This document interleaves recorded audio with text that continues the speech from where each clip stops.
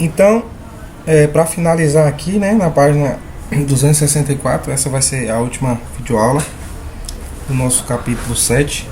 Só lembrando que na nossa página 265 eu tenho o uso do MATLAB, né?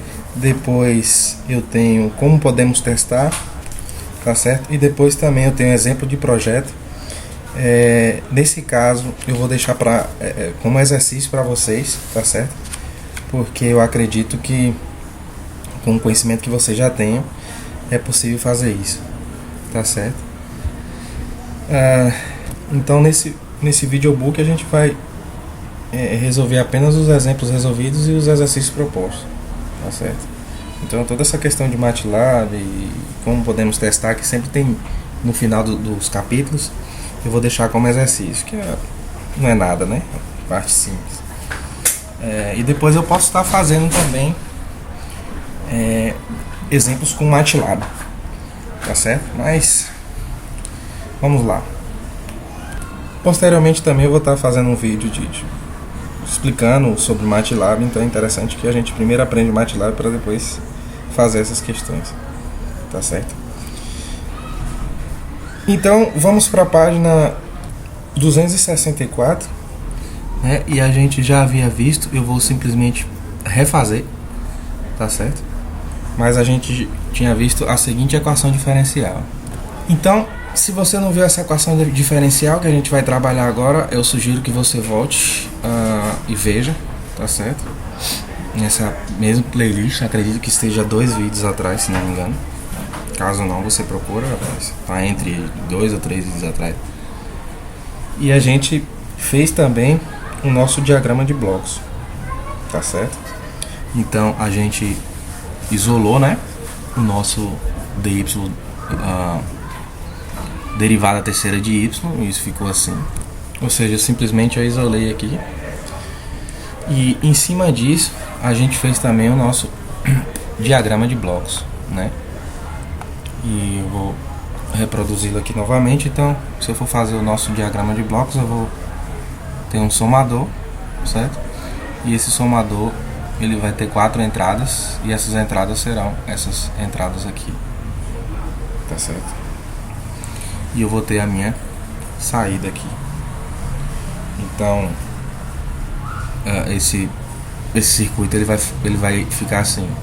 Então eu fiz apenas o rascunho. Eu sugiro a você que você dê uma olhada nisso, tá certo? Mas aqui só pra gente entender, né? A gente tem as 4 entradas, aqui sai. Aqui eu tenho a integral, né, da derivada terceira de y. Então aqui vai sair a minha derivada segunda de y. Aí eu vou vir aqui multiplicar ela por menos 2,5 e vai entrar aqui, certo? Aqui eu vou ter a minha derivada primeira de y, que eu vou integrar de novo, multiplicar por menos 2 e vai aparecer ela aqui, certo? Então, como que eu posso implementar esse circuito? Tá certo? Esse circuito ele já vem implementado já, e a gente vai simplesmente entender o que é que o autor do livro fez, tá certo? Então vamos fazer aos poucos. Aqui eu tenho primeiro é interessante que o primeiro passo seria fazer o meu bloco somador, tá certo? Então eu posso ter aqui, eu vou ter que fazer pequeno porque senão não vai caber, certo? Então eu tenho o meu bloco somador aqui e eu vou ter 4 entradas, certo? No meu bloco somador. Então eu tenho aqui esse resistor aqui, eu tenho aqui outro resistor, eu tenho aqui outro resistor, eu tenho aqui o meu capacitor, certo? Eu tenho aqui o meu capacitor e tenho uma outra entrada também, que vai ser essa entrada aqui, certo? Então perceba que o que é que vai sair aqui, né?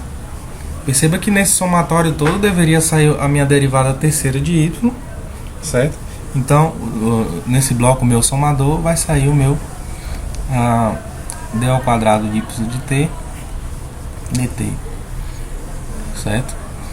Então, aqui no meu bloco de somatório, no meu bloco de somar, nesse bloco, né, que soma as 4 entradas, esse somatório aqui, isso vai sair D3 y de t, como a gente já havia visto, dt, certo? Então esse bloco ele representa essa parte e ele vai simplesmente integrar, então vai sair isso aqui. Pois bem, o que é que acontece? Só colocar isso aqui de uma forma menor, porque senão acho que não vai caber, viu? Bom, o que a gente vai fazer aqui, na verdade, é realizar os mesmos procedimentos, certo? Eu não vejo necessidade de explicitar como o livro fez, até porque existe possibilidade de fazer de várias formas, certo? E isso aqui não é nenhum exercício, nem nada. Então eu vou fazer o seguinte, eu vou deixar para que o próprio aluno ele possa interpretar, tá certo? Então assim, esse aqui é o circuito, até porque ele usou capacitores e resistores distintos. Eu posso fazer outras formas de circuito, entendeu? Eu deixo até para você como exercício, apesar da a gente vai resolver mais exercícios, mas eu deixo para você como exercício desvendar como foi que o livro fez, tá certo? Que o autor do livro fez. Então a figura é essa. Então assim, o circuito é esse, certo? Perceba, a gente pode perceber rapidamente aqui que aqui eu tenho um inversor, certo? Aqui eu tenho 20K, aqui eu tenho 20K. Aqui são, eu vou pegar de amarelo, aqui é o bloco da minha, eu vou só comentar assim superficialmente, eu não vou deduzir isso aqui, tá? Até porque as aulas que a gente deu já é possível você fazer, implementar por si só, então eu não vou estar deduzindo, até porque seria longo. Então eu tenho aqui esse bloco onde eu tenho o somador, tá certo? E nesse bloco eu tenho evidentemente a minha saída aqui, d ao quadrado de y de t dt, tá certo? Que é essa saída aqui. Essa saída ela vai ser integrada por isso aqui, tá certo? Ao passo que ela integra, ela vai vir diretamente para cá, já para entrar direto, né, no somador.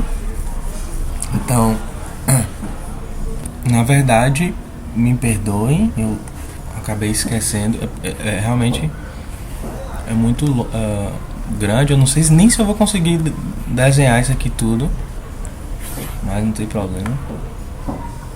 Isso aqui na verdade ainda tem um outro bloco, tá certo? E perceba que, já comentando, aqui é um resistor de 1 mega, tá? E aqui eu tenho um amplificador, tá certo? Aqui eu tenho um amplificador e aqui eu tenho um micro. Então basicamente parece bastante com o que a gente fez no vídeo passado, porque o micro com 1 mega vai dar 1, certo? E aqui eu tenho agora sim a minha realimentação aqui, tá certo? Então o que é que acontece? Aqui basicamente eu vou inverter o meu x de t, aqui eu vou ter menos, deixa eu só colocar de outra cor, bastante simples, não tem menos x de t, certo? Que vai ser essa entrada. Aqui eu tenho o meu y derivado 2 vezes, evidentemente aqui eu tenho o meu y derivado uma vez, ele vai ficar dy dt, e aqui eu integro de novo, ele vai ser o meu y, certo? Nessa configuração que ele tá, ele vai dar um peso ao y, né? Que é um bloco de multiplicação ao meu y de t aqui. Aqui também da mesma forma, ele vai pegar o meu dy dt e vai ficar menos dy dt. E ele vai dar um peso também através desse capacitor e desses resistores, para ficar simplesmente daquela forma que a gente havia feito anteriormente, certo? Então a escolha desses capacitores e desses resistores são aleatórios, não tem dificuldade nenhuma.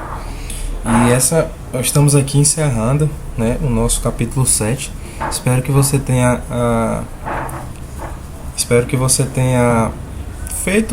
aproveitado bastante, tá certo?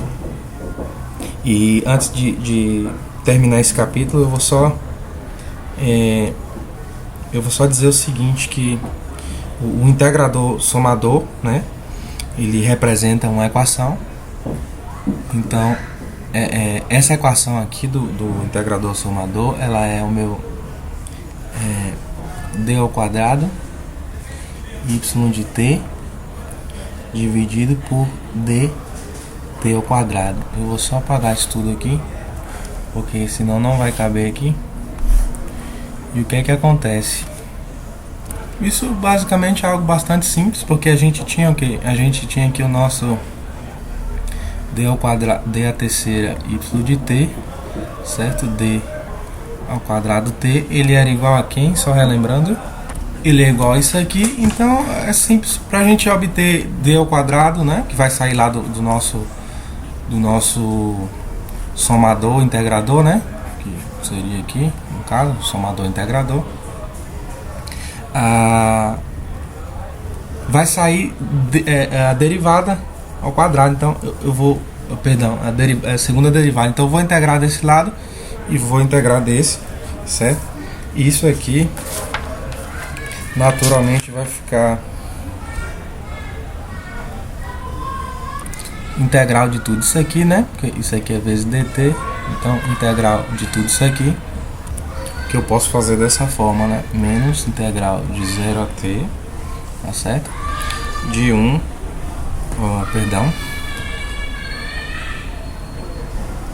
de 3